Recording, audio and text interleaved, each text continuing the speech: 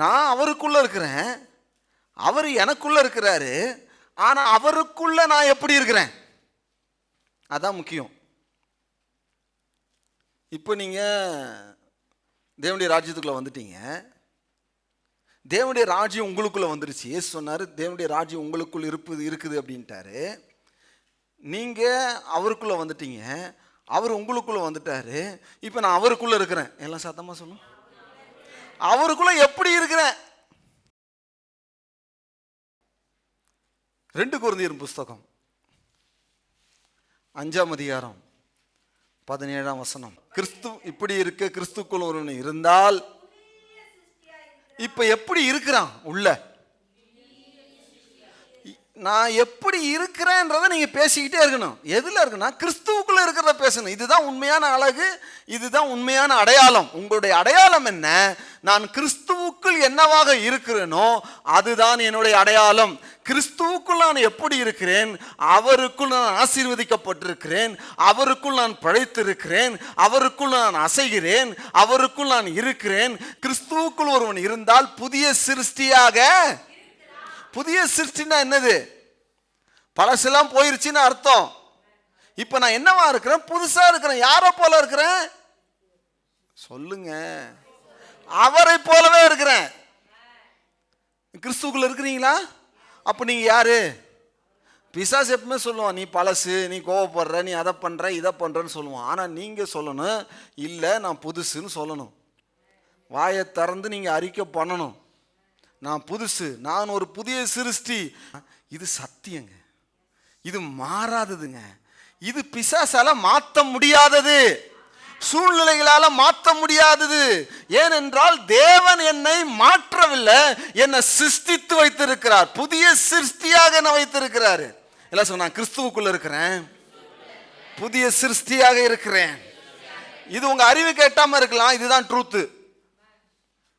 நீங்க எப்போ நீங்க நான் புதிய சிருஷ்டியா இருக்கிறேன்னு நீங்க விசுவாசித்து அதை தியானம் பண்றீங்களோ, அதையே சிந்திக்கிறீங்களோ, அப்பதான் புதிய சிருஷ்டியின் வாழ்க்கை உள்ள இருந்து வெளியே வரும்.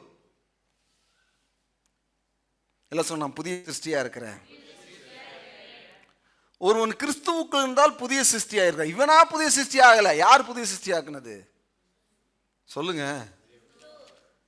அவரே புதிய சிருஷ்டி ஆக்கி இருக்கிறார். பாருங்க, கலாத்தியர்ல ஒரு வசனம் காட்டுறான், 6:15. கிறிஸ்து இயேசுவுக்குள் விருத்த சேதனம் ஒன்றும் இல்லை, விருத்த சேதனம் இல்லாமையும் ஒன்றும் இல்லை, புதிய சிருஷ்டியே. வேற எதுவுமே தேவன் பார்க்கல. நீ உன்னை புதுசா பார்க்கிறார், புதிய சிருஷ்டியா பார்க்கிறார். பலவைகள் எல்லாம் எல்லாம் எல்லாம் எல்லாம் எதெல்லாம் ஒளிஞ்சு போச்சோ அது திருப்பி வரவே வராது. ஒரு தடவை 96ஆம் வருஷம் ஒரு நாள் போய் நான் ஜெபம் பண்ணிட்டு இருக்கிறேன். தேவன் ஒரு கழுகை காட்டினார். அந்த கழுகு என்ன பண்ணுதுன்னா, அந்த ரெக்கையெல்லாம் பிச்சு பிச்சு போடுது, மட்டையாயிரும், அழகு கூட உடைச்சிரும். அப்படி பார்க்கும்போது அது உடைய அந்த இறகு தெரியுது, இது இங்கே பக்கத்தில் உட்காந்துருக்கு.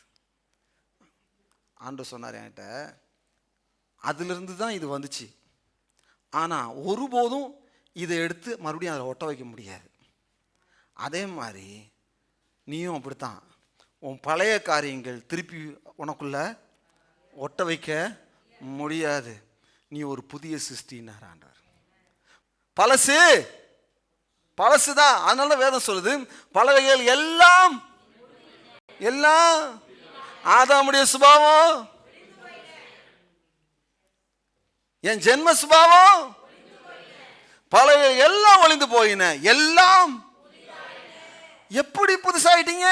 அவருக்குள்ள அவர் இருக்கிற மாதிரியே நான் இருக்கிறேன். எல்லாம் சத்தமா சொல்லுங்களேன். சந்தேகமா இருக்கிறீங்களா? 1 யோவான்ல 3ஆம் அதிகாரத்தில் 2ஆம் வசனம், பிரியமானவர்களே, இப்பொழுது நாம் தேவனுடைய பிள்ளைகளாய் இருக்கிறோம், இன்னும் வெளிப்படவில்லை, ஆகிலும் அவர் வெளிப்படும் போது அவர் இருக்கிற வண்ணமாகவே நாம் அவரை தரிசிப்பதினால் இது புரியுதா? இது என்னன்ட்டு நீங்க கிறிஸ்துவுக்குள்ள எப்படிங்க இருக்கிறீங்கன்னா, அவரை போலவே நீங்க இருக்கிறீங்க. அவரை போலவே உரிச்சிக்கிட்டு பறந்துருக்கிறீங்க. ஆவியில எப்படித்தான் இருக்கிறீங்கன்னா, அவரை போல தான் இருக்கிறேன். அவருடைய சுபாவம் தான் எனக்குள்ள இருக்குது. இப்ப இயேசு ஒரிஜினல் எல்லாம் சொல்லுங்க. அப்படியே நான் இருக்கிறேன்றது. அவரை போல இருக்கிறேன். அவர் என்ன போல இருக்கிறாரு. என்ன பார்த்தா இயேசுவை பார்க்கலாம். எல்லாம் சொல்லுங்க பார்ப்போம். உள்ள என் இருதயம், என் ஆவி அவரை போல இருக்குது. ஏன்னா நான் அவருடைய பிள்ளை. அதானே உண்மை. அப்போ நம்ம இந்த உலகத்தில் யாரை போல இருக்கிறோம்? நீ யாரை போல தான் இருக்கிற? கிறிஸ்துவே என் அடையாளம். நான் கிறிஸ்துவை போல தான் இருக்கிறேன். நான் புதிய சிருஷ்டியாக இருக்கிறேன்.